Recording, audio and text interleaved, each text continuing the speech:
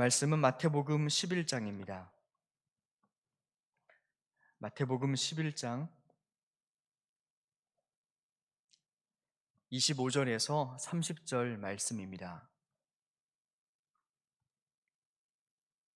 마태복음 11장 25절에서 30절 말씀을 봉독하겠습니다. 그때 예수께서 대답하여 이르시되 천지의 주제이신 아버지여, 이것을 지혜롭고 슬기 있는 자들에게는 숨기시고 어린아이들에게는 나타내심을 감사하나이다. 옳소이다. 이렇게 된 것이 아버지의 뜻이나이다. 내 아버지께서 모든 것을 내게 주셨으니 아버지 외에는 아들을 아는 자가 없고 아들과 또 아들의 소원대로 계시를 받은 자 외에는 아버지를 아는 자가 없느니라. 수고하고 무거운 짐진 자들아, 다 내게로 오라. 내가 너희를 쉬게 하리라. 나는 마음이 온유하고 겸손하니 나의 멍에를 메고 내게 배우라. 그리하면 너희 마음이 쉼을 얻으리니 이는 내 멍에는 쉽고 내 짐은 가벼움이라 하시니라. 아멘. 오늘 말씀은 우리가 익히 알고 있던 본문의 말씀 중에 하나입니다. 수고하고 무거운 짐진 자들아, 다 내게로 오라. 내가 너희를 쉬게 하리라. 당시 이스라엘 상황은 우리가 알고 있다시피 지금의 상황과는 비교할 수 없을 정도로 삶의 버거운 시대였었습니다. 정치는 당연히 로마의 지배 아래 있었고, 그리고 경제적으로도 삶이 버거웠습니다. 당시에 노예가 되는 방법이 두 가지가 있었는데, 하나는 남의 것을 훔치거나 남의 것을 빼앗을 때 그때 노예로 전락할 수 있는 위기가 있었고요. 또 하나는 도저히 먹을 것이 없어서 자발적으로 남의 노예가 되는 경우가 허다했었습니다. 그만큼 경제적으로 살아가는 게 너무나 버거웠던 시대가 예수님 당시의 시대입니다. 종교적 역시 마찬가지입니다. 우리 시대도 종교적으로 많이 타락했다 하지만 당시의 종교적 타락과는 비교할 수 없습니다. 제사장들이나 서기관들은 이스라엘 백성들에게 부여했던 그 수많은 율법들은 살리고자 하는 율법이 아니라 오히려 그들의 모든 것을 다 제약하고, 그리고 그들의 삶을 오히려 죄인처럼 비참하게 만드는 그러한 율법의 잣대와 판단으로 살아갔었습니다. 그러니까 이스라엘 백성들의 정치, 경제, 사회, 종교 전반에 걸쳐서 그들의 삶은 참 감당하기에 버거웠었습니다. 우리가 읽었던 오늘 말씀 중에 한 구절, 28절 말씀, 수고하고 무거운 짐진 자들아, 이 말씀의 문법을 보면은 모든 것이 다 수동태로 되어 있습니다. 그러니까 남들 때문에 내가 수고하게 되고 내가 원치 않는 환경 때문에 무거운 짐을 질 수밖에 없는 상황 속을 살아가는 모든 자였다라는 것입니다. 예수님은 그들에게 오늘 이렇게 말씀을 하십니다. 나에게 오라. 예수님께 찾아오는 그 사람에게 예수님은 쉼을 주시겠다라고 말씀하십니다. 우리 인생의 진정한 쉼을 얻고자 하는 사람은 예수님께 나아가야 됩니다. 때로는 남편이 감당해야 될 짐이 있습니다. 자신의 삶의 짐이 아니라 가족을 위해서 감당해야 될 남편의 짐이 있고, 그리고 아내의 짐이 있고, 지도자의 짐이 있습니다. 이 모든 짐을 내려놓고 쉬기 위해서는 먼저 예수님께 나아가야 됩니다. 지친 자, 자신의 능력이 다한 자, 그리고 몸이 아픈 자, 죄가 많은 자, 의도치 않게 자꾸 남에게 상처를 주는 연약한 자 모두 다 나오라고 하십니다. 예수님께 나아갈 때 그때서야 우리의 삶에는 쉼이 시작이 되는데, 그 쉼은 우리의 모든 것을 회복하는 첫 번째 시작입니다. 가늠한 여인도 그래서 예수님께 나아갑니다. 자기의 자식이 죽어가는 백부장도 예수님께 나아갑니다. 그리고 모든 죄인들이 다 예수님께 나아갔는데 그 모든 자들의 회복을 얻었습니다. 엘리야가 있었습니다. 엘리야는 이세벨과 바알 선지자 850명과의 영적 전투를 벌입니다. 비록 그곳에서 엘리야는 승리를 거두었지만, 그러나 자기를 죽이겠다고 말하는 이세벨의 또 다른 위협 앞에 그는 금방 낙심하고 무너지게 됩니다. 우리가 그럴 때가 있죠.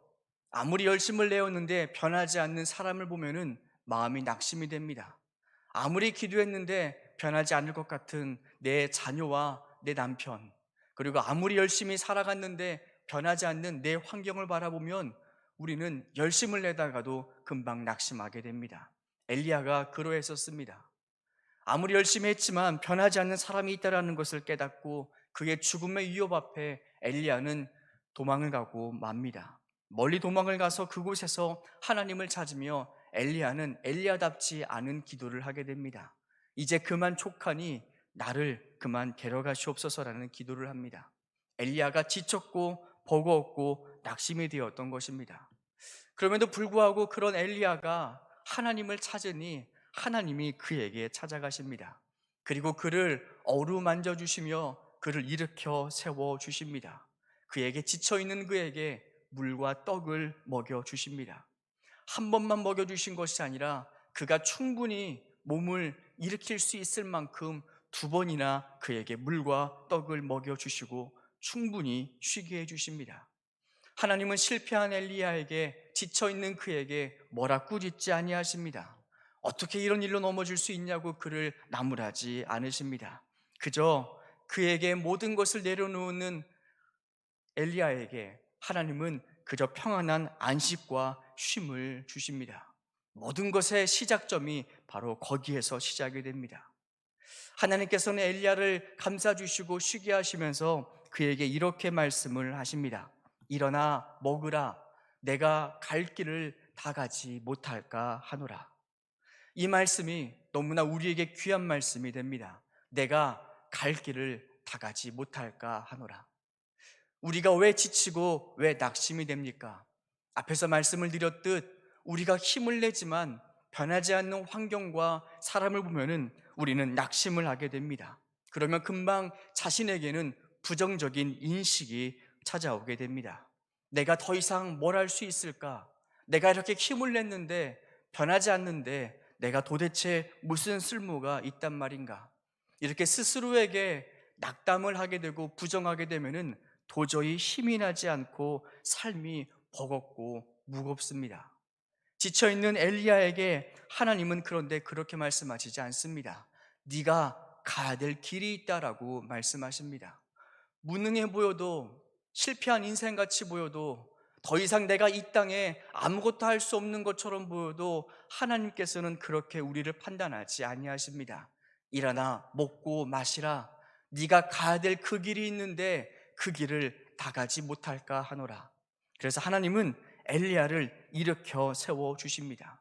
우리가 잊지 말아야 될 중요한 사실이 하나 있습니다. 구원받은 성도가 이 땅에 남겨진 까닭은 아직 하나님이 그를 통해서 하실 일이 있기 때문입니다. 아직 그를 위로하시고 세우시는 까닭, 이렇게 우리에게 예배를 드리게 하시고 말씀을 듣게 하시는 까닭은 우리가 돌아가서 해야 될 일이 있기 때문입니다. 가정 속에서 남겨진 사명이 있고, 직장 가운데 남겨진 사명이 있고, 우리 교회를 위해서 남겨진 사명이 있기 때문에 하나님께서 은혜를 주시고 말씀을 주시고 먹이시는 것입니다. 우리에게는 하나님께서 가야 될 길이 있다라고 하십니다. 그 길을 마저 갈 수 있도록 하나님은 먼저 하나님을 찾는 모든 자들에게 참된 평안과 쉼을 주십니다. 그래서 우리는 회복하기 위해서, 이 땅의 삶의 의미를 발견하기 위해서는 하나님께 나아가야 됩니다. 거기에서 모든 것이 시작됩니다.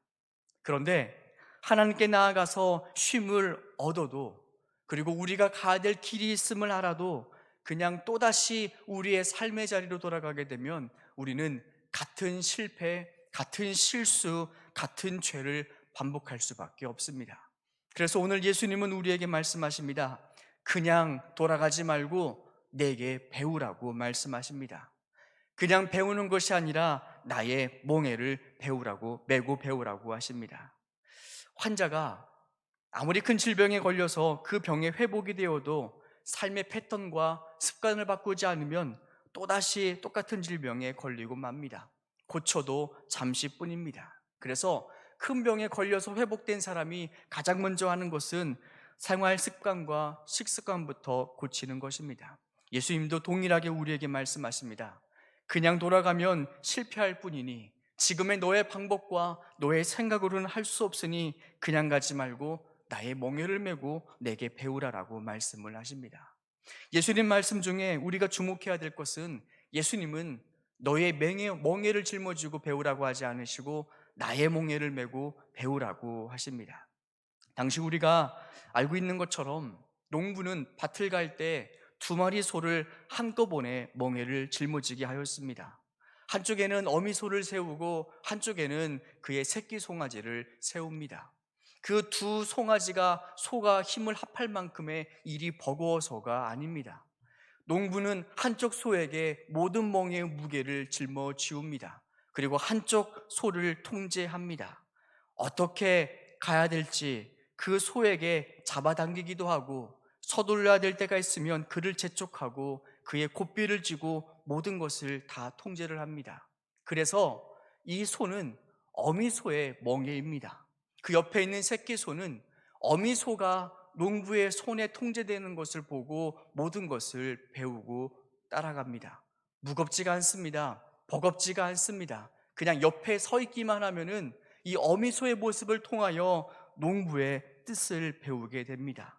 이것이 농부의 뜻이구나. 농부가 이렇게 말하면 이렇게 하는 거구나. 이 신호는 저런 신호구나.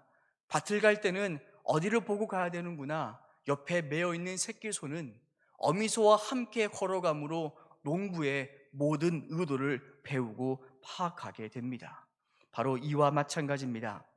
우리가 자주 넘어지고 마귀에게 속고 그리고 실수가 많은 까닭은 예수님께 제대로 배우지 않았기 때문입니다.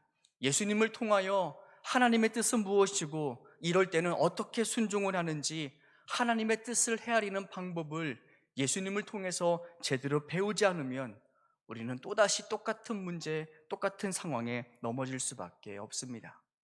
우리가 잘 알아야 될 사실은 예수님께서 이 땅에 오신 까닭은 우리를 구원하시기 위함입니다. 그런데 구원하시기 위함이지만 예수님께서 이 땅에 3년의 시간을 통하여 수많은 공생의 시간 동안 고난을 겪으신 까닭은 또한 우리를 가르쳐 주시기 위함입니다. 마귀를 단번에 물리칠 수 있는 분이 마귀에게 시험을 받으십니다. 그리고 우리에게 육신의 정욕과 안목의 정욕과 이생의 자랑에 찾아왔을 때 어떻게 이겨내야 되는지 몸소 친히 보여주십니다. 예수님도 사람들에게 고난을 당하십니다. 배신을 당하십니다. 때로는 매맞으시고 때로는 육체적인 고된 시간을 보내십니다. 예수님께서 이렇게 모든 것들을 다 감당하신 까닭은 우리에게 예수님이 얼마나 고생하셨는지를 보여주기 위함이 아닙니다. 바로 우리에게 삶으로 가르쳐 주시기 위함입니다. 우리에게 삶으로 배우기 위하여 고난당할 때, 배신당할 때, 감당할 수 없을 때 어떻게 기도해야 되는지 하나하나 가르쳐 주시기 위하여 우리에게 그 모든 것을 다 삶으로 보여주신 것입니다. 우리는 그래서 배워야 합니다. 듣는 것으로 끝나는 것이 아니라 성경을 통하여 예수님 옆에 붙어 있으므로 어떻게 우리가 삶을 해결해야 되는지 하나하나 그 모든 것을 다 배워야 됩니다. 에베소서 4장 13절의 말씀입니다. 우리가 다 하나님의 아들을 믿는 것과 아는 일에 하나가 되어 온전한 사람을 이루어 그리스도의 장성한 분량이 충만한 데까지 이르리니 이는 우리가 이제부터 어린아이가 되지 아니하여 사람의 속임수와 간사한 유혹에 빠져 온갖 풍조에 밀려 요동하지 않게 하려 함이라. 오직 사랑 안에서 참된 것을 말하며 범사에 그에게까지 자랄지라. 그는 머리니 곧 그리스도니라. 우리가 왜 배워야 합니까? 배우지 않으면 어린 아이같이 된다고 합니다. 사람의 속임수에 속고 간사한 유혹에 빠지고 그리고 세상의 온갖 풍조에 밀려서 이리저리 요동하는 인생이 된다라고 말씀하십니다. 그래서 믿는 것과 아는 일에 하나가 되어 가도록 그리스도에게까지 자라갈 때까지 예수님께 배우라라고 말씀을 하십니다. 예수님께 충분히 배우고 우리의 삶으로 돌아가는 것, 예수님은 오늘 우리에게 그것을 말씀하십니다. 예수님께 나아가 충분한 쉼을 쉬십시오. 마음의 위로를 받고 그리고 예수님이 우리와 동행하심을 아십시오. 또 하나 중요한 것은 그냥 돌아가는 것이 아니라 예수님께 배워야 합니다. 예수님의 멍에를 메고 떨어지지 아니하고 예수님 곁에서 모든 것을 배우십시오. 그러면 하나님의 뜻을 헤아리는 법을 깨달아 갑니다. 하나님께서 우리에게 주시는 그 지혜를 통하여 하나님은 우리가 가야 될 길이 있다라고 말씀을 해주십니다. 우리가 그것을 배우며 우리의 삶에 돌아가 우리가 가야 될 길을 마저 걸어갈 수 있는 그러한 복된 우리가 되었으면 좋겠습니다.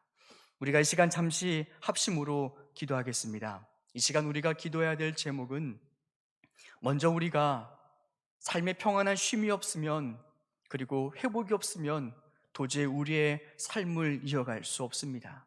첫 번째 우리가 가야 될 것은 하나님께 나아가는 것입니다. 하나님, 감당할 수 없는 모든 짐을 주께 내어 맡기고 주의 곁에서 충분한 쉼과 안식을 누리게 하여 주옵소서. 그러나 그냥 돌아가는 것이 아니라 하나님께 배우게 하여 주옵소서. 말씀을 통해 배우고, 그리고 성경의 모든 말씀을 통하여 우리가 하나님의 뜻을 어떻게 분별하는지 배우고 돌아가서 우리가 서 있어야 될 삶의 자리, 가정에서, 직장에서, 교회에서 우리가 주의를 준행할 수 있는 우리 모두가 되게 하여 주옵소서. 우리가 이 시간에 함께 합심으로 기도하겠습니다.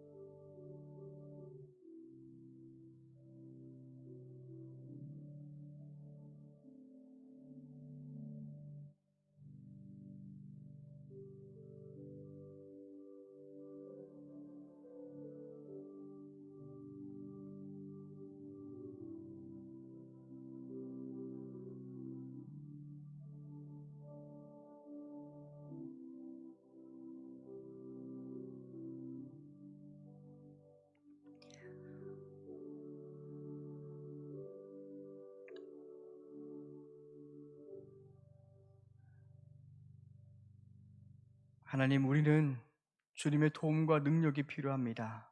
매번 실패하고 넘어지지만, 그러나 우리에게는 정말 주님의 능력과 지혜가 필요합니다. 우리가 주의 곁에 와서 쉼과 동시에 성령님, 우리를 깨닫게 하시고 우리를 가르쳐 주시옵소서. 우리에게 무엇이 필요한지 하나님 보이게 하시고 우리의 삶을, 태도를 바꿔 주시옵소서. 예수님의 이름으로 기도드립니다. 아멘. 주님의 기도를 함께 드리겠습니다. 하늘에 계신 우리 아버지, 아버지의 이름을 거룩하게 하시며 아버지의 나라가 오게 하시며 아버지의 뜻이 하늘에서와 같이 땅에서도 이루어지게 하소서.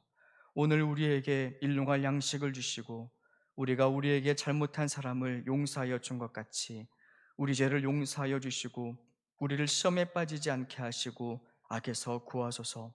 나라와 권능과 영광이 영원히 아버지의 것입니다. 아멘.